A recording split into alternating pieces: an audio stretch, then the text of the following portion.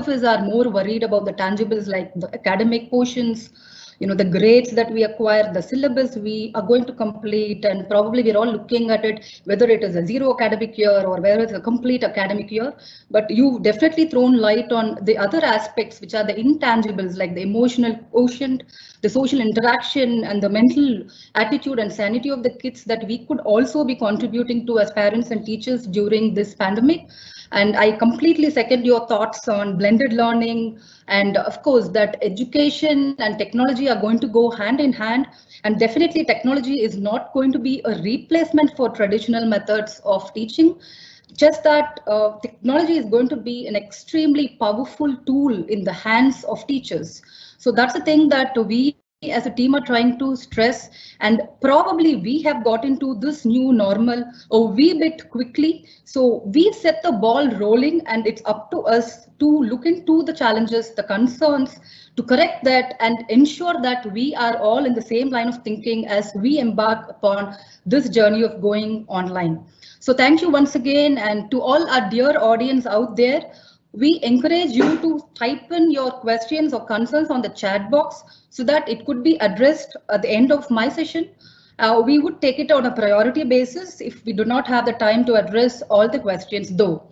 I would also encourage you to write up on your best practices. So that would probably give us a collage of a lot of good practices, which we could compile and send it back to all of you. So thank you once again, Dr. Yamini. And with this, we will quickly move on to my part of the presentation. I promise to keep it very brief. And so I would be touching upon aspects that parents and teachers need to be aware of when we jump the technology bandwagon. So what are the things we need to understand? There's a whole arena of things, but I want to just touch upon the security aspect, which probably is important at this juncture. So friends, we're all very much aware that there has been bans and immediate withdrawals of bans that's been happening in our state as well as Karnataka, like what Dr. Yamini was saying. So I guess it makes us wonder whether we are becoming a confused lot, because this whole transformation has happened very quickly. So when I go back and think, when we put up the online, let's go online kind of a campaign, I think we were somewhere in April 1st or 2nd.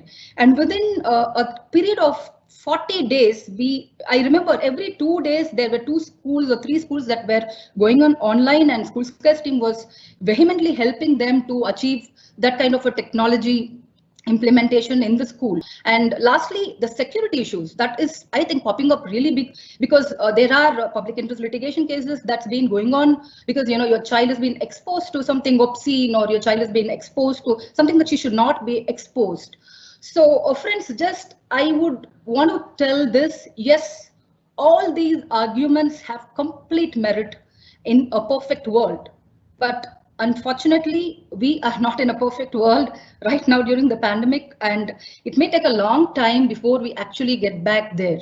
So the fact remains that we have set the ball rolling, and it's up to us to ensure that this journey is smooth. And unless we understand how to navigate this with the given resources, we would not be doing justice to our children. So I think this could also be a perfect opportunity for all of us, teachers, parents, students, and all the educators out there, to give ourselves a chance to reimagine learning. So now let me take you to the current scenario. So here is the current scenario. According to UNESCO, all schools have been shut currently, and children have been completely kept out of schools. And there is no physical, connectivity that is being happening. So this is the current scenario. And of course, we are also aware of the fact that there is very poor reliability of the internet, and that is going to be a major bottleneck. So if let's think of it, there are 1.37 billion students in the world out of 138 countries that have been affected by this school closures or this COVID, and all of them are at their homes. And the thing that we need to ask ourselves is, are we looking at a cumulative loss of learning here? Suppose we say my kids are going to be at home and they are not going to be going towards the online journey, and I am not going to be looking at it as an option. So I'm just going to quickly share the screen here. Just 1 minute. Yeah. Hope my screen is visible. So this is something very important. So given this current scenario where the schools are shut down, and given the current scenario, or the truth is that we will have network issues and connectivity issues. With this informed mindset, if we are going to get into this journey of going online, what are the couple of things that we need to pay attention to? There is a whole gamut of things, like I said, that I would like to talk about. But then today's presentation, I would like to keep it very brief on the online security aspects. And we all know that security is not just, like all of you think, it is not just about the IT aspect. It is much more than just the IT aspect.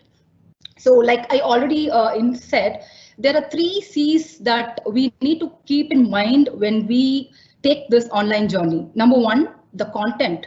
So is my kid being exposed to the right type of content when he or she is online? Is it the approved type of content? Number 2, the contacts.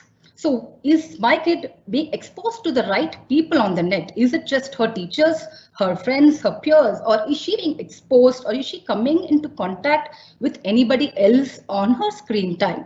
So that's another question that we need to ask. And the last 3 is the conduct. This probably becomes very important when we actually are building virtual classrooms. So how is my kid communicating with the teachers? How is she communicating with the peers? And have I, or the school, taken the efforts to teach them what is a digital conduct or an etiquette? So these 3 C's are something that we would like to touch upon.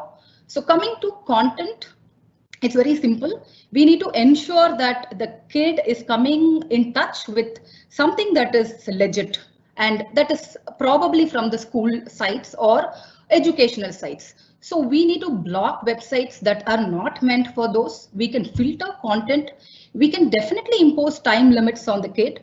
So there are, like what Dr. Yamini was telling, there's different time limits that we could give for different kids, and we can set up those time limits. We can use technology to set up those time limits in case, like I'm a working mom, and so I have this huge issue. I go into the meetings or I'm working on my screen. So I do not have the ability to think back and see whether, I need to control my kid to physically pull her out of the screen. So we can use technology to set time limits. And also like a brief monitoring of what the kids are doing would definitely help. So talking about parental control, there's a lot of apps and there are a lot of ways we can do it online. There are a lot of free apps and there are a lot of paid versions that we can also adopt to. But we need to be very careful. So do not take to coated monitoring. So be very, very frank with the child when you are using parental control. I think it starts with complete disclosure.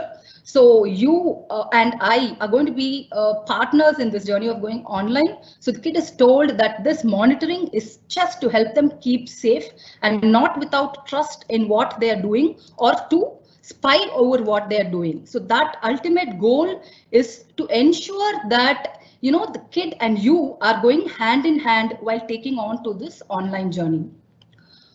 So what is that you're going to teach our kids? Like I said, it's just not a matter of IT. So you teach your kids about screen time and responsible online behavior. So that's probably the frank conversation that you need to have with your kids to put in some efforts on internet experiences, how you can make it safe and fun and productive for you as a family. So I think all of this works best when you actually have an honest open conversation and go into a partnership with your kids and try and tell them what is good and what is not good for them.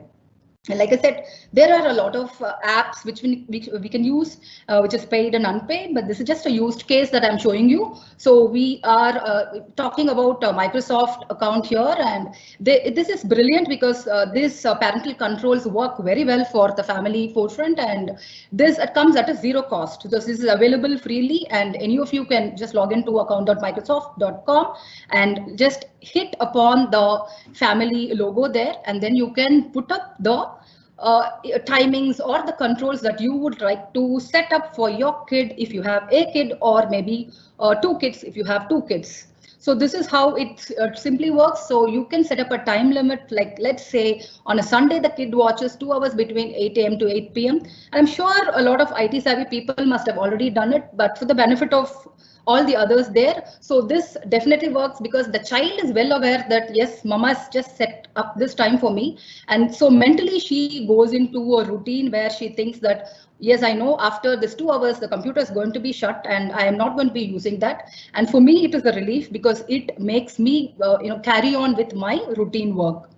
So this is about that. So you can block sites. So this is like, suppose, let's say you want to block something on the Amazon Prime Video, you can set time limits, so you can just block out this app if needed. So you can choose what your kid wants to do in which app and which app you can avoid. And this can very well be used across 5 devices or gadgets at your place. And of course, you can set age limits. So let's say that you want to look at games. So I mean, there are a lot of brilliant games that the kids can actually play. We're looking at Minecraft Education Edition, which is a very nice way that the kids can build coding skills or build hand-eye coordination. So we may want to encourage that in our senior kids. So while it comes to certain, I mean, the siblings, we may want to restrict them on playing other games. So we can also allow apps and games based on the ages. So you can set the age limits and allow a particular app for a particular kid. So all of this granularity is very much possible when you start using your parental controls.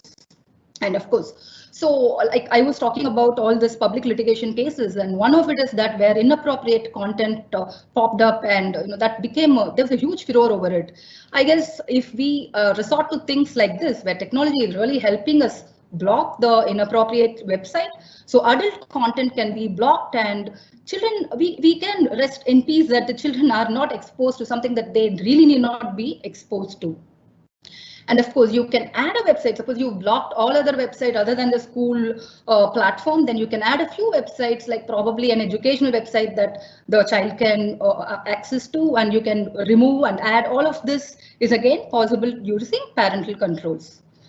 So we need to have that conversation with our kid, and we need to educate the child to avoid probably all of this violence, hateful material, anorexic, self-harming sites, and ads and in-app purchases, gambling. So this again, like what Dr. Yamini was saying, it all happens with co-viewing or sitting with your kids probably for the first 1 week, 10 days, if they're younger kids, spending reasonable amount of times when they're online. For example, the first 1 week, it was really difficult for me to take my kid to get into the disciplinary routine of sitting online. So her timing had changed, and so I was extremely patient with her. Her timing is no more than 7:30 a.m. Her timing has now become 9:30 or 9:45 or 10. And since we were, as a school, we were going through for her through asynchronous classes. So she would just come up with, say, the recording is going to be there, Mama, so I can come in anytime. So I had to set a routine very slowly for her, like choosing a particular spot where she could actually sit, and telling that it's important that we give feedback to ma'am, even though it is a video. So this is your timing. It's going to be like 20 minutes or half an hour. So you just choose 2 subjects and you do this. So all of this has actually helped me. So I just thought I'll share that little knowledge about what happened with my kid when we went online. So next, so that was about 1C. So now coming to the second aspect, the contacts. So this is again something that we need to educate ourselves. So cyberbullying is nothing but abuse using electronic media. And today the entire world is online, and like never before, especially during the pandemic, all of us are using gadgets and online tools. So it's important we educate our kids on that we cannot, come in contact or talk to strangers if at all they're using social media sites. So protect passwords. So use online platforms that is password protected. That is very important.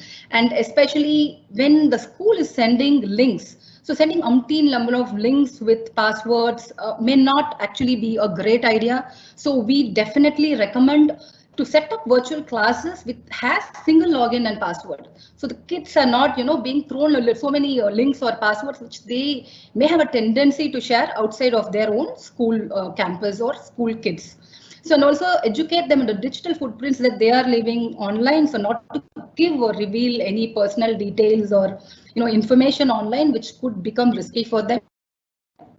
Be very careful about email spoofs. There could be emails asking for information which looks very authentic, but they may not be. So there could be phishing attacks which we need to kind of understand and keep away from. So we can install spam filters for those, and we should look at very authorized websites which are HTTPS authorized and verified domains, so that we don't end up into sites which are not authorized or being taken for a ride.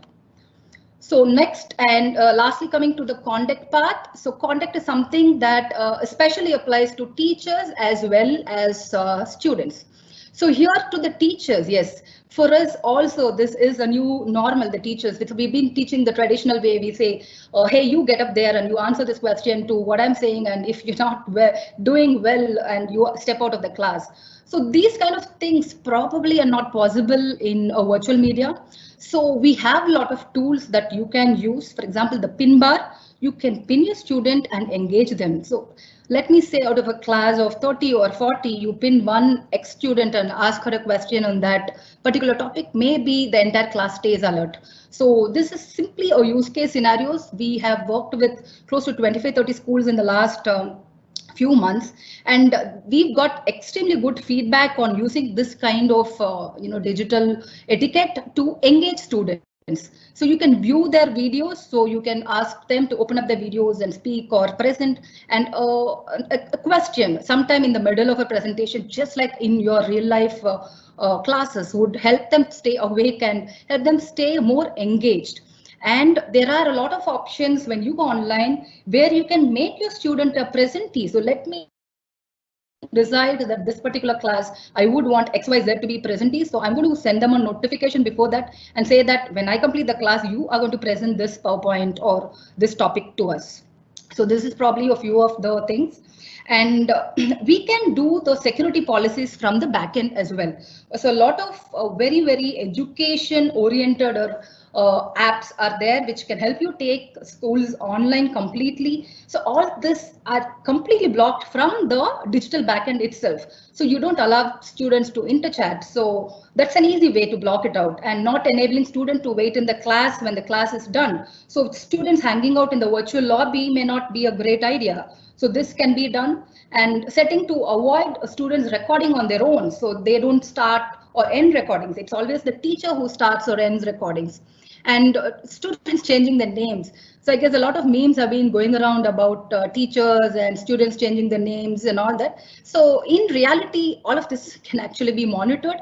And if you are taking the right digital platforms and using the right security policies and settings, digital classes could be a lot better than the confusing way that it is projected to be. So that's my take on digital classes. And of course, this is a small bit to the students there. So I think we need to really train them that yelling is not allowed, and this has to come with persistent teaching. So the teachers have to go on maybe for the first couple of classes and tell them that, talking aloud or yelling, interrupting is not allowed.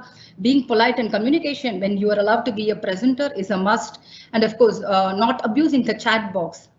It is good to allow sometimes the interchat or connect, because it paves way for kind of exchange of knowledge and thoughts, which is which is brilliant when you think about education and how to actually study. So, but it is better we tell them that you don't abuse a chat box for anything outside of what your syllabus is or what it is meant to be. So this is again a very creative way of telling your kids how to set his rules for going online. So you can just put up post-it notes on his table or wherever he is working on. So you can tell that, if I will tell an adult if there is anything that makes me feel scared or uncomfortable or confused. So I will ask my parent or guardian before I share my personal information. So, and then again, you can tell your kids that I won't meet in person anyone that I have met online. So all of this greatly reduces the cybercrime or cyberbullying that we were initially talking about. So this again paves way for a better or safer atmosphere when you go online. So I think that's a little bit of thoughts on content and conduct and etiquette that we were dealing with. And so this is to conclude, like I would like to say that this is an incredible triangle of support: the student, the parent, and the teacher. So unless we stand together, And unless we empower each other, it is not going to be possible to latch on to this online journey and to have fantastic outcomes of learning as we go on. So I think basically it is important or pertinent that all of us lean in. So lean in is a concept where you kind of help each other. The one stakeholder helps the other stakeholder without much of interference. So I am there as a mom and I'm going to be supporting my teacher to help her deliver her lectures to my kid. And the only two people in the world who wishes good for my kid is one, the teacher, and the other is me. So this is a concept of lean in where we are all on the same page and we work towards a common goal of educating our children. So if we keep this in mind, I think it would be a lot easier. So again, I would like to make a concluding remark that today it's a digital India, so it's a great digital drive, and there will always be problems. I think in 2000, when capital market went online, there was a big furor and hue and cry over it. Today, we can't think of anything other than trading online. So education is definitely not going to be a segment that is left behind.